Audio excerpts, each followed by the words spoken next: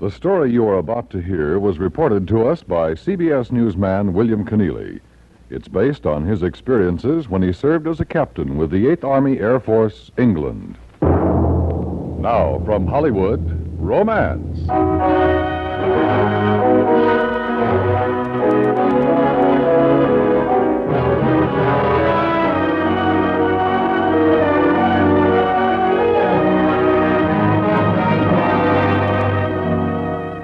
Romance. Transcribed stories of love and adventure, of excitement and daring-do, of conflict and human emotion.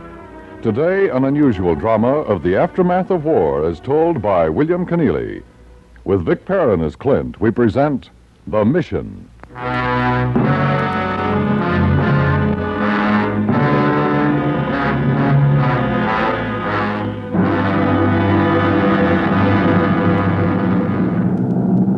Gunner to pilot 3ME, 7 o'clock high. They're after us. Roger. Waste gunner to pilot, got 4 FWs at 3 o'clock. They're all yours, gentlemen. I'm entering the bomb run. No more evasive action. Roger. Roger. Pilot to bombardier. Yeah, Max? You're on, boy. Take it away. Roger. 10, 9, 8, 7, 6. Meet on the table. 5, 4, 3, 2, 1. Bombs away! Home train! Roger. Did you do your part good? Let's not stick around and find out, huh? Welcome. Pilot to crew, how we doing? We're okay, boss. Tail gunner? Not so good, sir. The last jerry was part that'll phone. Where you hit? In the leg. Bad? I can make it if you can. 5 FWs coming out of the sun, 6 o'clock high. Give me the one on the left, that's my baby. I got the middle one. Hey, I got it! Hey! You guys, let's go! That's the way it'd be on a mission. You plod your way across the German sky, black with flak and alive with buzzing interceptors. You dropped your bombs on a tire factory or an oil refinery or a railroad yard, and then fought your way back, with the ack-ack slugging you and the fighters belting you, until finally the gray North Sea lay below. And beyond was England. And you could take a deep breath and feel yourself to see if you were all in one piece. What you doing tonight, Clint? Sleep. I'm going to sleep. Oh, you can sleep anytime. Let's live it up. You live it up. I'm going to sleep. Yeah. I got a date with Martha, and she's got something on the fire for you. That new cutie at the Red Cross, the blonde. Here she's from Shreveport. Real Southern comfort. Why did he have to do it? Always getting Martha to fix me up with this one or that one. The only one I wanted was Martha. But I was no competition for Max. Nobody was. What he wanted, he took, and he made everybody like it. Even now, when it didn't make any difference anymore, it hurt to hear him talk about Martha that way. That Martha, boy, oh boy. We get this war one, son. I'm going to set fire to her Red Cross Club mobile, blow up this flying boxcar, and treat her to the fanciest wedding in the whole United States and Canada. And who's going to be my best man, huh? You, son, that's who. Max, don't rub it in. Stop it. Well, how about it, son? Let's say we go out howling and prowling tonight. Okay, Max, you twisted my arm. Attaboy. You stick with old Max, you'll meet the prettiest gals in the world. Green West Tower from Big Willie 720. Green West Tower from Big Willie 720. Tower here. How you doing, Big Willie 720? Not bad. Request permission to land. Over. Affirmative. Use runway 278. Wind west-southwest. Roger. Send out an ambulance. Got a tail gunner with a dent in it. We'll go down. Wheels down, right and left. Wheels down, right and left. Full flaps. Full flaps. Speed 155, 50, 45, 40, 30.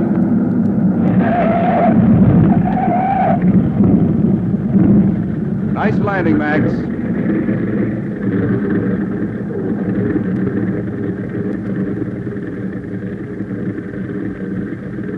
Take over, Clint.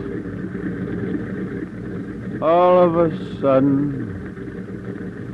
I don't feel so hot.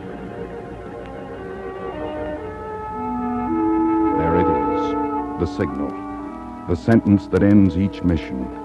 Just as it ended the last mission more than 2 years ago, when Max brought the Martha mine back for the last time from Berlin with her nose blown off, her tail assembly in shreds, and 4 dead men at her guns. You'd taken over after he'd done the work, the incredible job of getting you back to English earth. You had taxied her into her revetment, killed the motors, and locked the brakes, while Max just sat there looking straight ahead, seeing nothing, a hideous emptiness in his eyes, just as he is now 2 years later, silent, dumb, hearing nothing, thinking nothing, feeling nothing, a mental basket case. Okay, Maury. Help me get him out of the cockpit. Roger.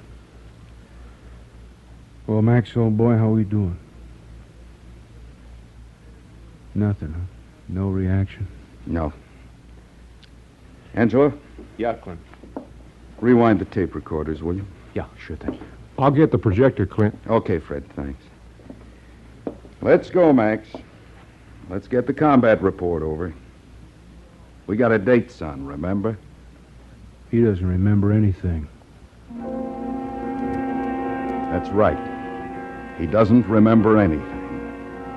So you steer him out of the cockpit like you'd lead a baby. And you help him out of his flight suit and his oxygen mask and his helmet. And then a quiet little gray-haired lady with the saddest eyes in the world pushes a wheelchair into the barn, and you help him into it, and she asks you the same question with her sad eyes. No change? No. He came alive during the mission, but that's all. Good evening, Miss Harris. Oh, hello, Angelo. Good evening, Fred, Maury. Good evening, Hi, ma'am. Miss Harris. Won't you boys come in and have a beer? Gee, I can't, Miss Harris. Boss got me tending bar nights now, and I got to get back on the job. I'm sorry, I'll have to ask for a rain check, Mrs. Harris. Well, perhaps the next time. Maybe. When can you come again? A week from tonight, say. How's that with you guys? It's okay with me. Anytime. Sure, I'll get the boss to switch my night off. All right, then. I'll expect you a week from tonight. God bless you, boys. God bless and keep you. You just stand there as she swings the wheelchair around and pilots her helpless son out of the barn and down the path toward the house.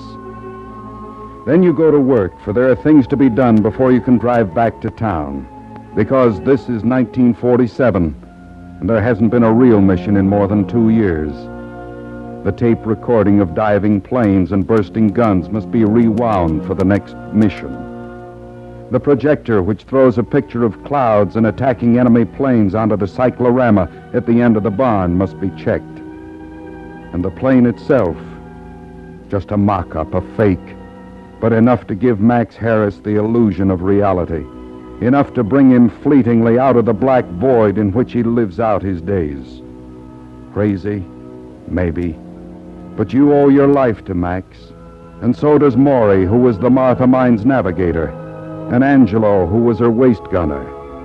Max brought you home safe once, you three, and it's the least you can do to come out here to his mother's farm every now and then and play Wild Blue Yonder boys so that Max, for a brief while, can live again. That's reason enough for the elaborate setup you've created. But there's another reason. Martha. Did you have a good time, Clint? Oh. I thought you were asleep, Martha. Asleep? Why sleep when there's so much to stay awake for? All the noises of the night to listen to and wonder about.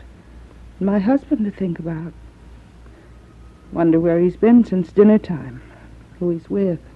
What he's doing. I'm sorry, Martha. Oh, I know you can't expect the honeymoon to last forever. Sooner or later, I'm told, every woman has got to expect her husband to start wandering. But, Clint, we haven't even celebrated our 2nd anniversary, and you've already started. What's her name? There isn't any her. You've got to believe that. All right. I'll take your word for it. So where have you been tonight? Where did you go last week and the week before that? Where do you spend your night out? Martha, I can't tell you. This is crazy. A man goes bowling with the boys, or he goes to a lodge meeting, or he works late at the office, and a wife understands that. But who could understand this? Martha, you've got to have faith in me. Forgive me if I'm a little cynical. I had faith in another man once. Martha. And a lot of good it did me.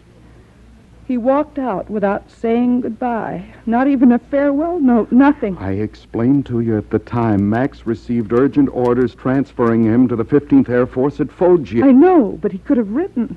And why didn't he? Because he was too busy telling some Italian signorina the same things he had told me. You still love him. If I did, I wouldn't have married you. But don't take it for granted. Love's a fragile thing. It bruises easily. It can die for want of attention. There isn't anything in the world I wouldn't do to keep your love, Martha. Then tell me where you were tonight. That I can't do, Martha. I'm sorry. I just can't.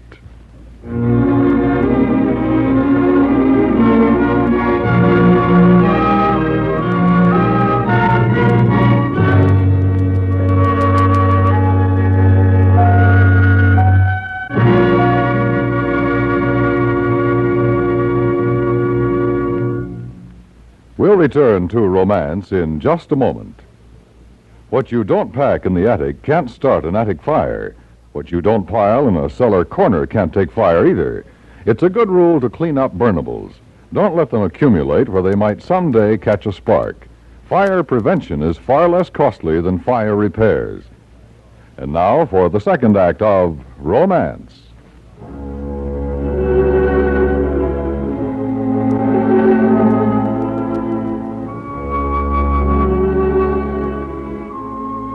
The first lie, no matter how big, comes easy enough. But the lies that you have to tell to protect the first one can make your life unbearable. They're bricks in a wall of guilt which slowly imprisons a man and finally smothers him in the torture chamber of his own making. I know. Oh, boy, those French. Yeah, they sure are a funny race. Hey, Angelo, let's have another round. What do you say? Yeah, sure thing, Eddie. Sam? Yeah, same thing. Coming up. Oh, hi, Clint. How long you been sitting there? Long enough to hear that story. That Eddie is a very funny guy. Yeah. What do you have? A beer. One beer. There you are. Hey, what's the matter? You been sick? You don't look too hot. I don't feel too hot, but I haven't been sick. Then what happened to you Wednesday night? You was due at Max's. I know. Why wasn't you there? None of your business. Those guys are waiting for their drinks. Yeah. What I Now, look, Clint. All right, so it ain't any of my business, but this whole bit with Max was your idea. I know. And it don't work without you. What do you mean? Wednesday night, we started the routine. We got Max into his gear. We got him strapped into his seat. I sat in for you as co-pilot. We weren't half through the cockpit check when Max looked at me, and his face was something I never want to see again. Where's Clint? He yelled. Can't go without Clint. Good Lord. And we didn't go. What happened? He went out. Completely out. Worse than I ever saw him. Worse even than the first time when he got us back from Berlin. We had to carry him into the house, put him back to bed. He's been there ever since. Give me another beer. No, make it bourbon. Double.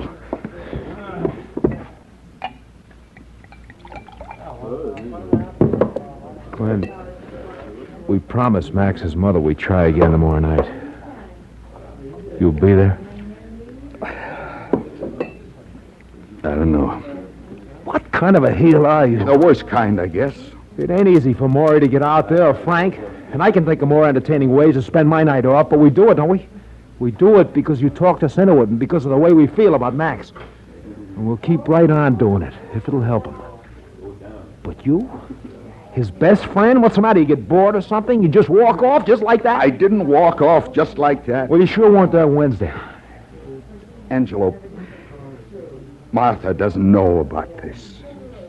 What's that got to do with You it? don't understand, Angelo. She doesn't know about Max. Well, then tell her. I can't. Look, you better run that down again, son. Slow this time and in English, huh? She doesn't know that Max broke up. She doesn't know he was one of the worst cases of combat fatigue in the Bomber Command. She thinks he walked out on her. But how come? Because that's what I told her. Why? Why do you think? I married her, didn't I? Boy, you are a heel, aren't you? Yeah. Well, they say honest confession is good for the soul. Yeah. That ain't what I mean. Why don't you tell her? She'd leave me. And I wouldn't exactly blame her. Yeah. Be seeing you, Angie. When? Tomorrow night? Maybe.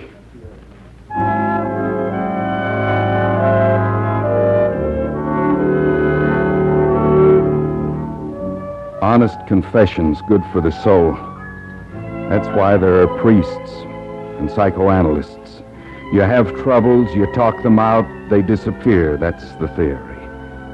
And it works, I guess, sometimes. But not for me. For me, there was only one way out. Martha was in the kitchen when I got home. I went straight to the bedroom and pulled my old B4 out of the closet. I had just finished packing when she came into the room. I didn't hear you come in, Clint.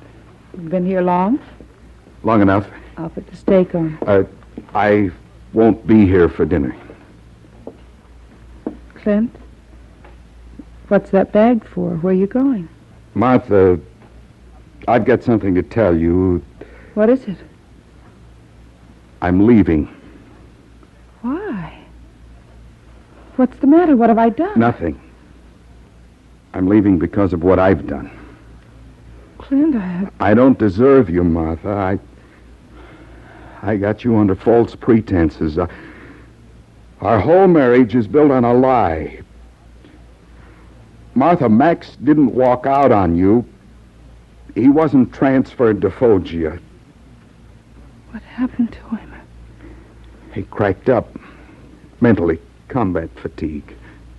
One of the worst. In cases like that, the man is shipped off the base immediately so the morale of the others won't be endangered. You were up in London. By the time you got back to the base, Max was on his way to a hospital in the States. I knew you wouldn't hear from him because he couldn't write. So I made up the story about his transfer, and I counted on your hurt pride to do the rest. It was a terrible thing to do. There's no excuse for it. But there was a reason. I loved you. I loved you so much that there wasn't anything I wouldn't do to get you. Is Max still alive? Yes, in a way. His mother takes care of him on a farm out near Libertyville. That's where I've been going every Friday night. Now you know why I couldn't tell you. I see. I was afraid I'd lose you. I knew how much you loved Max. I knew you never loved me like that. But I didn't care. You belonged to me, and that was all that mattered. Now I know it's no good. You can't base a marriage on a lie, Clint. I know.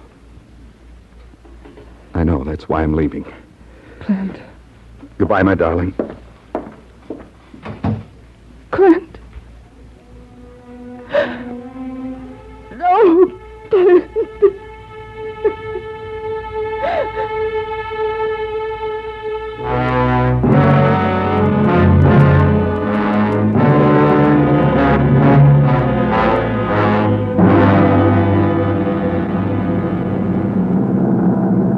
What do you mean you're Mr. Schmidt? Sure, skipper was mine. I clobbered him as he came in for his pass. Hey, you listen to this, Skipper? Sure, more laughs than the USO. You know I knocked off that. I mean, she blew up right above the cockpit. You must have seen it. Can't prove it by me, son. I was too busy driving this aeroplane. How about you, Clint? I didn't see it. That'll be the day. Knock it off, boys. We're coming in for a landing.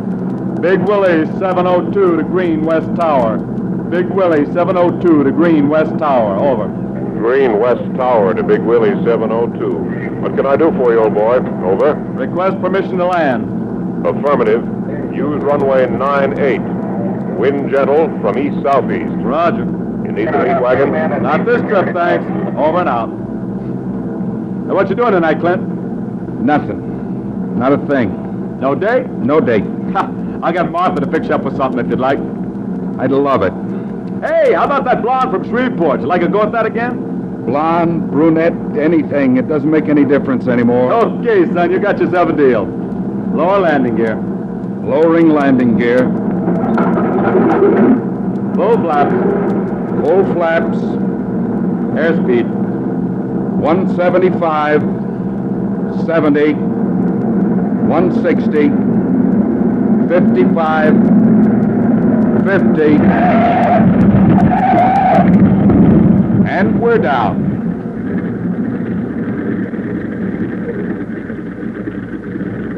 You take over, Clint. All of a sudden, I don't feel so hot.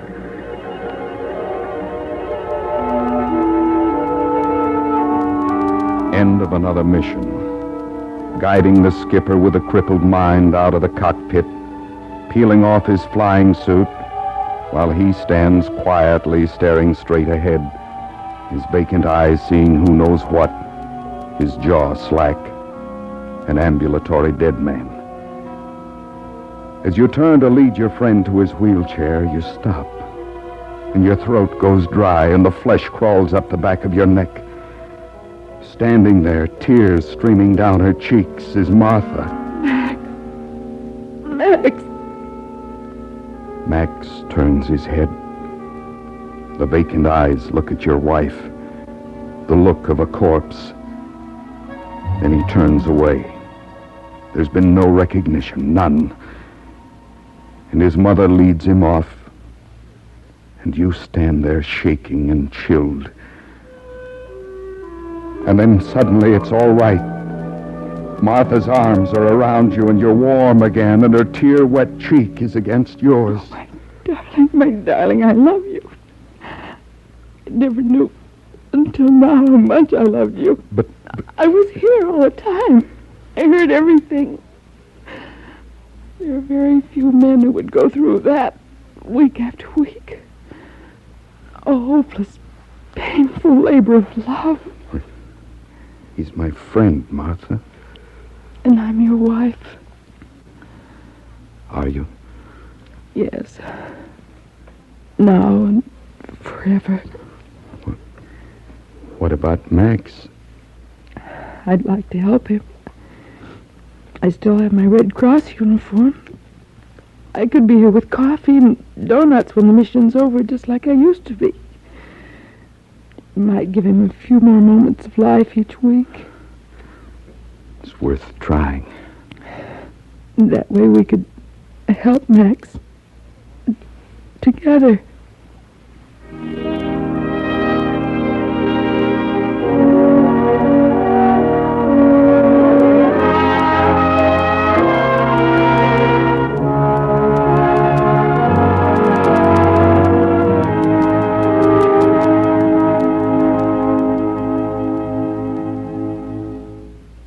Romance is produced and directed by William Frug. You have heard The Mission by William Keneally, adapted for radio by William N. Robeson, featuring Vic Perrin with Virginia Gregg, Tony Barrett, Jack Edwards, Jack Crucian, Paula Winslow, and Byron Kane. Special effects by Tom Hanley and Bill James. This is Dan Cubberly inviting you to hear Romance, transcribed next week at this same time.